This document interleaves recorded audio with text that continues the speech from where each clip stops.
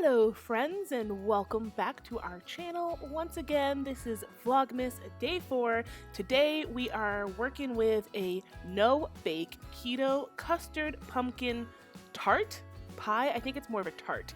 So yeah, this is what it looks like. Oh, it looks so good. No bake. I'm so proud of myself. And it tasted like smooth and custardy and buttery.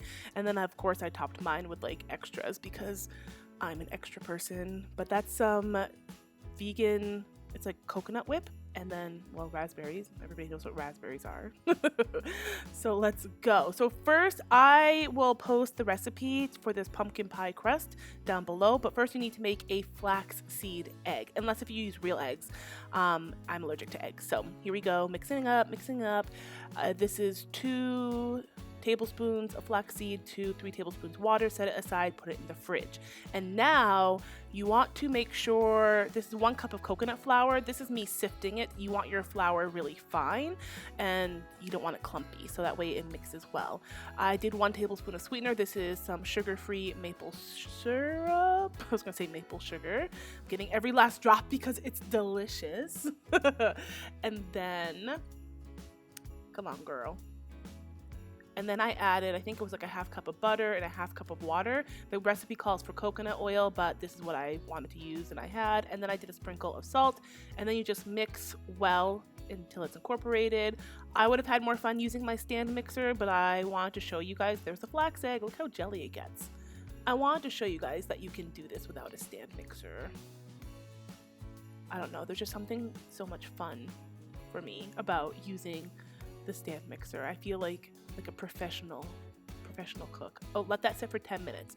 So the recipe called to put it in a spring pan like this. I think next time I would just use a regular pie pan so it doesn't really matter. And then make sure you smush it all around, get it as flat as you can. If you use the bottom of a measuring cup, it's probably a little bit easier than what I'm trying to do here. But again, use what you have. It doesn't matter. Look at me, I'm beating it. Like, get into place. Get there. Yes.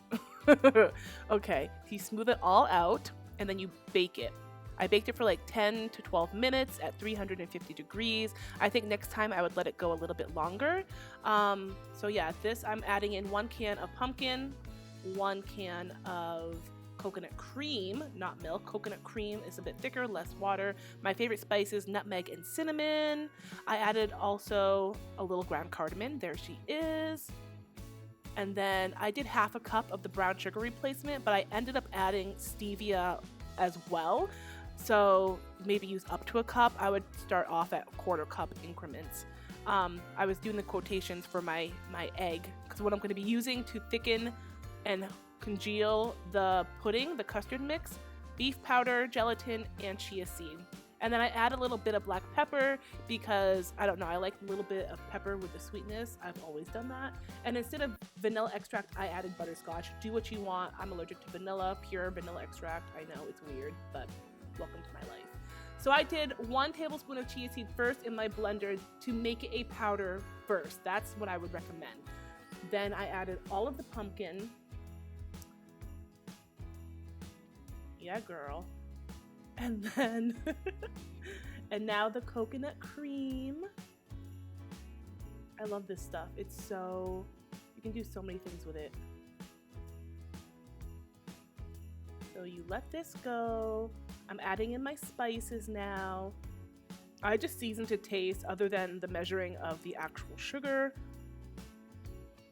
But I go heavy on the cinnamon, nutmeg, lightly on the cardamom, and like 1/4 teaspoon of salt. I tasted it. It was super good. There's the stevia again because it wasn't sweet enough to me. Oh, see, look how happy. That is the beef gelatin egg. I have never worked with this before. It was interesting to say the least. But what I did was I made sure to have the mix mixed first. The 1 tablespoon of chia seed is already in there. That's 1 chia egg. And then the beef gelatin, I did 2 tablespoons beef gelatin and 3 tablespoons hot water, and then mix that all together. And then I did this before, I made sure I pulled the pie crust out before I put the beef gelatin in. I've never worked with it before. I was not sure how fast it was going to set up. So I wanted to make sure that I had everything ready So try and time it out. I mean, if you don't time it out, let me know how it works out for you. This is just what I did. You don't have to take everything. Don't. And then I shook it to make sure. I wanted to make sure I got the shot. That's why I held it there. And now I'm looking how to work with beef gelatin. Like, I didn't know, should I bake it? What do I do? So I did put it in the oven for like a minute and then decided against that and put it, see the steam? Wish me luck. Put it in the freezer to set up for at least like 10, maybe 20 minutes. I think it was like more like 15. And then I took it out and there's the puppy in the corner. But look at that, it's beautiful. It had the most creamy, custardy, cold custard texture. Oh, so good. So let me know if you guys make this. I will write out the recipe directions for the filling, because the filling, I just wung it. I literally had no recipe for the filling, but the pie crust itself, see how thick it was? She's thick.